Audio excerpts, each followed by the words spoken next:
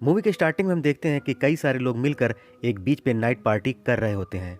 यहाँ पर काफ़ी लोग हैं और काफ़ी लोग मिलकर आपस में बहुत ही अच्छे से पार्टी एंजॉय कर रहे होते हैं। रात बीत चुकी होती है और अगले दिन की शुरुआत होती है। ये सभी लोग पार्टी एंजॉय करने के बाद काफ़ी थक जाते हैं और अगले दिन तक वो सो ही रहे होते हैं। और तभी केली की आंख खुल जाती है और फिर वो सभी लोगों को जगाती है। कैली और मिच बाहर जाकर देखते हैं कि उनके अलावा पार्टी में और भी कई लोग थे जो कि पार्टी को एंजॉय करने के बाद वहां से वापस घर जा चुके होते हैं। और तभी उनकी फ्रेंड मार्शा की भी नींद अचानक खुल जाती है और उठकर बैठ जाती है। पार्टी के हैंगओवर के कारण उसकी तबीयत ठीक नहीं थी और उसे उल्टियां आनी शुरू हो जाती हैं। और तभी कैली की नजर अचानक एक कौवे पे पड़ती है जो कि उस सैंड में आकर बैठा हुआ था और देखते देखते वो कौवा सैंड के अंदर समा जाता है। और तभी मार्शा उस टेबल से अचानक नीचे की ओर उतरती है। तभी उसका पैर उस सैंड में फंस जाता है और सैंड से उस पैर को अपने बाहर नहीं निकाल पा रही थी और रो रही थी, चीख रही थी। मार्शा अपने पैर को निकालने की पूरी कोशिश करती है मगर ऐसा लगता है कि उसका पैर कोई अंदर की तरफ खींच रहा है। इसे देखकर उसका एक फ्रेंड गाड़ी से उतरकर उसे बचाने जाता है। तभी वह भी सैंड से चिपक जाता है और गिर जाता है।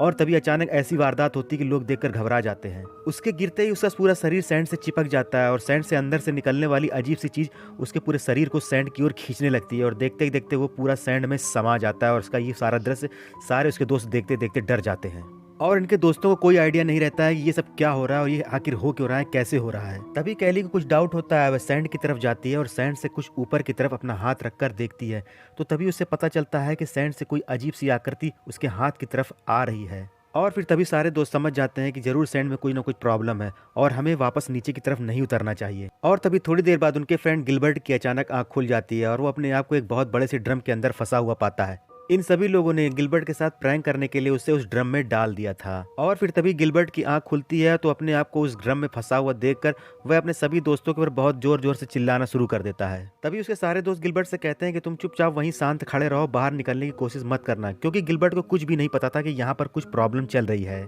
लेकिन फिर भी सभी दोस्त गिलबर्ट को समझा देते हैं कि तुम उसी पोजीशन में रहो और बिल्कुल भी हिलने ढुलने की कोशिश मत करो। और फिर तभी सभी फ्रेंड शांत होकर अपनी इसी पोजीशन में थोड़ी देर तक रिलैक्स करते हैं। इन सब के पास मदद के लिए अब कोई भी आइडिया नहीं होता है।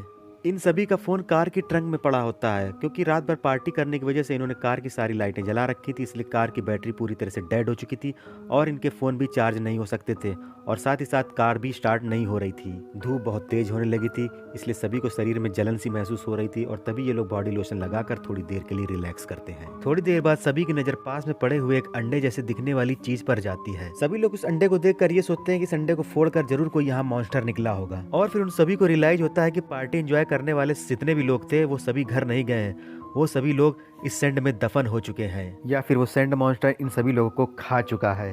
और इस तरह हाथ पे हाथ रखकर कुछ भी होने वाला नहीं था क्योंकि उन लोगों को बहुत जोरों की भूख भी लगना शुरू हो गई थी। तभी फिर जोना एक आइडिया लगाता है और फिर वो 2 राफ्ट के जरिए पास की टेबल में जाने की कोशिश करता है। यह देखकर बाकी सभी दोस्त जोना को ऐसा करने के लिए रोकते हैं लेकिन वो किसी की बात को नहीं मानता है और वो ऐसा करता चला जाता है। और वो धीरे धीरे एक के बाद एक राफ्ट को रखता हुआ आगे की ओर बढ़ता है और फिर वो लगभग टेबल के पास पहुंच ही जाता है। और फिर तभी उसका एक राफ्ट पीछे की ओर खिसकना शुरू हो जाता है और फिर अचानक सैंड से अचानक वो अजीब सी आकृति निकलने लगती है और उसके पेट को टच करना शुरू हो जाती है। मगर जोना एक झटके से कूदकर उस टेबल पर पहुंच जाता है। सैंड के पास इतना ज्यादा करीब हो जाने की वजह से उसके पेट में बहुत सारे जख्म से बन जाते हैं और जख्म की वजह से उसको बहुत जोरों का दर्द महसूस होने लगता है। और जैसे ही दर्द कम होता है जोना अपने दोस्तों को खाने पीने की चीज फेंक कर दे देता है। और फिर थोड़ी देर बाद जोना का दर्द अचानक बहुत बढ़ने लगता है और तभी उसके पेट से अचानक जली हुई स्किन की तरह बबल्स फूटना शुरू हो जाते हैं जिससे जोना को बहुत ही ज्यादा दर्द होता है और उस दर्द के कारण वह उसी टेबल पर लेट जाता है। और उधर कार के ट्रंक में उन लोगों का काफी सामान रखा रहता है जिसे कार में बैठी हुई लड़कियां खोलने की कोशिश करती हैं। दोनों लड़कियां काफी हिम्मत लगाती हैं, उस ट्रंक को लगभग खोल ही देती हैं। और तभी वो लोग देखती हैं कि ट्रंक जैसे ही खुलता है तभी वहां पर थोड़ी दूर पर एक पुलिस की गाड़ी उन्हें आती हुई दिखाई देती है जिससे एक्साइटेड होकर रोनी की उंगलियां उस ट्रंक में फंस जाती हैं। और फिर सभी लोग उस पुलिस वाले की गाड़ी देखकर चिल्लाने लगते हैं और उसे बुलाने लगते हैं और तभी पुलिस वाली गाड़ी उनके पास आ जाती है। उस पुलिस वाले को वहाँ की सिचुएशन के बारे में नहीं पता होता है इसलिए वो नॉर्मल रिएक्ट करता है। कैली उस पुलिस वाले को बताती है कि यहाँ सैंड में कुछ प्रॉब्लम है लेकिन पुलिस वाला ये सब कुछ मजाक समझता है। कैली उस पुलिस वाले को सैंड पे ना उतरने की सलाह देती है लेकिन वो पुलिस वाला उसकी बात नहीं मानता है और वो फिर सैंड में उतर जाता है। मगर उसके मोटे और हार्ड जूते इतने ज्यादा मजबूत थे इसके कारण उसको कुछ भी नहीं होता है। कैली सबसे पहले जाता है जोना के पास, वह उसकी हालत को देखता है और फिर उसको छोड़कर वह गिलबर्ट के पास जाता है, उसकी हालत देखता है। फिर इसके बाद वह कैली के पास जाता है और उन सब की सारी सिचुएशन के बारे में उससे यहाँ के बारे में पूछता है। और फिर कैली उसे पूरी बात बताती है कि आखिर यहाँ पर हुआ क्या था। लेकिन वो पुलिस वाला उन लोगों की बात मानने के लिए बिल्कुल राजी ही नहीं था। वह ये सोच रहा था कि ये लोग उससे मजाक कर रहे हैं। वो पुलिस वाला कैली से नीचे उतरकर आने को कहता है, लेकिन कैली नीचे उतरने को बिल्कुल मना कर देती है। वो पुलिस वाला जबरदस्ती कैली से कहता है कि तुम नीचे उतर कर आओ, लेकिन वो कैली नीचे नहीं उतरती है। और तभी इस दौरान पुलिस वाले की कार की चाबी नीचे गिर जाती है और जैसे ही चाबी उठाने के लिए अपना हाथ सैंड पे रखता है, उसका हाथ उस सैंड में चिपक जाता है और वापस निकल नहीं रहा था। और तभी वह पेपर स्प्रे उस हाथ की तरफ छिड़कता है, लेकिन तब तक उसका हाथ वहां से कटकर अलग हो गया होता है। अपना कटा हुआ हाथ देखकर वो बहुत ज्यादा डर जाता है और बहुत तेज तेज दर्द के कारण चिल्लाने लगता है।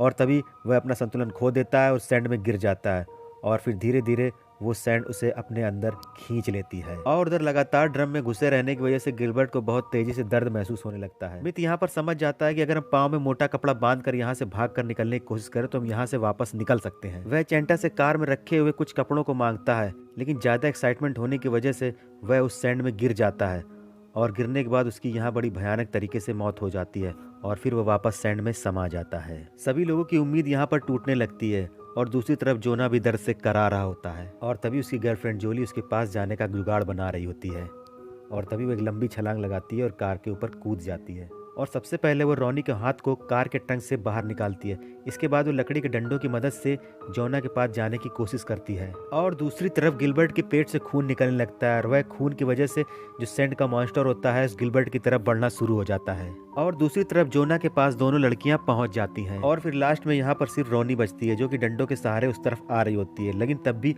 उसका अचानक बैलेंस बिगड़ जाता है और उस सैंड में गिर जाती है और जैसे ही गिरती है उसकी भी वहाँ पर भयानक मौत हो जाती है। चैंटा यह सब देखकर बहुत ज्यादा परेशान हो जाती है और वहाँ पड़े हुए कपड़ों को अपने पैरों में बांध लेती है और दौड़ती हुई पुलिस की कार की तरफ की ओर जाती है। मगर इसी दौरान जो मॉन्स्टर होता है वो उस गिलबर्ट को सैंड में घसीट ले जाता है और वो भी मर जाता है। गिलबर्ट के मरने के बाद वो मॉन्स्टर भी पुलिस की कार की तरफ बढ़ता है और उस कार को बहुत तेजी से हिलाता है, जिससे चैंटा उस कार में गिर जाती है और गिरकर बेहोश हो जाती है। कुछ समय बाद रात हो जाती है और फिर चैंटा को होश आ जाता है और वह जगती है। फिर पुलिस की गाड़ी में उसको कुछ सामान मिलता है जिसे खोलने पर उसे पता चलता है कि ये एक एयरबोट है। वह इसे नीचे फेंक देती है और फेंकने के बाद उसमें हवा भरती है और फिर इस बोट के जरिए कैली और जोना इस बोट के सहारे पुलिस की गाड़ी में पहुंच जाते हैं। और तभी अचानक वो मॉन्स्टर कैली के ऊपर हमला कर देता है, लेकिन तभी वो कैली अचानक उस गैस कैन के जरिए सारा ऑयल उस मॉन्स्टर के ऊपर फेंक देती है और फिर ऑयल फेंकने के बाद वे माचिस से आग लगाकर उस मॉन्स्टर को जला देती है। और फिर कैली कार के अंदर आ जाती है और सभी लोग बहुत रिलैक्स महसूस करने लगते हैं। कुछ समय बाद सवेरा हो जाता है और फिर थोड़ी देर बाद वहाँ पर एक नया आदमी आता है। वो इन तीनों लोगों को जगाता है और फिर थोड़ी देर बाद इन लोगों को पता चलता है कि सैंड में जो प्रॉब्लम थी वो पूरी तरह से खत्म हो चुकी है, जिससे वो सभी लोग कार के बाहर निकल आते हैं और फिर इसके बाद तीनों लोग बच जाते हैं और फिर ये मूवी यहीं पर ख़त्म हो जाती है। तो दोस्तों ये था द सैंड मूवी का एक्सप्लेशन और मैं उम्मीद करता हूँ कि आपको एक्सप्लेशन बहुत पसंद आया होगा। अगर दोस्तों मूवी का एक्सप्लेशन आपको अच्छा लगा हो तो दोस्तों चैनल को लाइक शेयर सब्सक्राइब जरूर करें। तो दोस्तों एक अच्छे एक्सप्लेशन के साथ और एक नई मूवी के साथ आऊँगा, तब तक के लिए धन्यवाद।